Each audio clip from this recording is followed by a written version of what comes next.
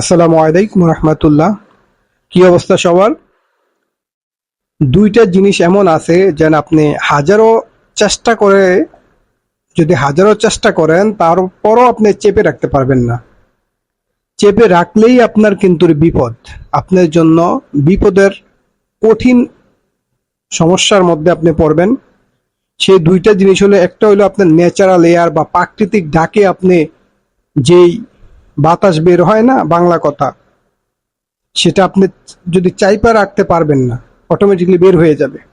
আর দ্বিতীয়টা হইল আপনার সত্য কথা, সত্য ঘটনা আপনি হাজারো চেষ্টা করলে এটা ঢেকে রাখতে পারবেন না।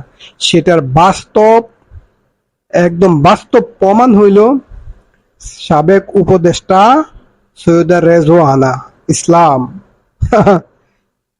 যেন ইলেকশনে যেন ইঞ্জিনিয়ারিং হইছে।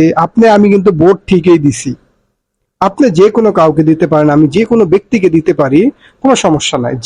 যার পছন্দ সে যে তাকে ভোট দিবে, সমস্যা নাই। কিন্তু আপনার আমার ভোটের যেন কোনো মূল্যায়ন হয় না, কোনো যাচাই বাছাই হয় না, কোনো মূল্যই নাই। আমি যেন ভোট দিছি এটা উপরের লেভেলে হয়েছে কি ইঞ্জিনিয়ারিং। ইঞ্জিনিয়ারিং কি ভাবছেন আগে?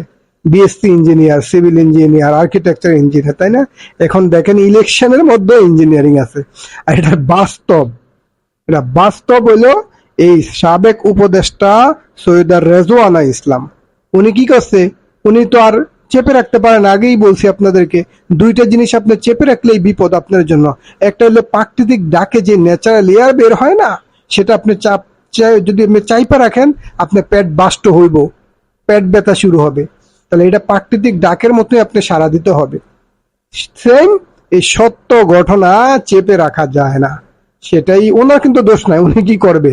আমরা সবাই ওনাকে দোষ দেই, সৈয়দা রেজওয়ানা ইসলামকে, সাবেক উপদেষ্টা, কিন্তু ওনার তো দোষ নাই। উনি তো এটা চেপে রাখতে পারে না ভাই, যেটা বাস্তব কথা। উনি তো চেপে রাখতে পারে না, চেপে রাখলেছে না, কারণ উনি দেখতেছে চেপে রাখলেই ওনার বিপদ। সেজন্য সত্য কথা, সত্য ঘটনা উনি প্রকাশ করে দিছে।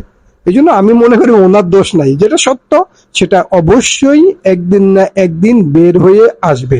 একটু জাস্ট সময়ের অপেক্ষা, একটু আগ ওর পিছে, একটু আগে হবে বা একটু একটু পরে হবে ঘটনাটা, এই কিন্তু সত্য ঘটনা অলওয়েজ বের হয়ে আসবে। তো সবাই ভালো ভালো থাকবেন, সুস্থ থাকবেন। আল্লাহ হাফেজ। আসসালামু আলাইকুম রহমতুল্লাহ।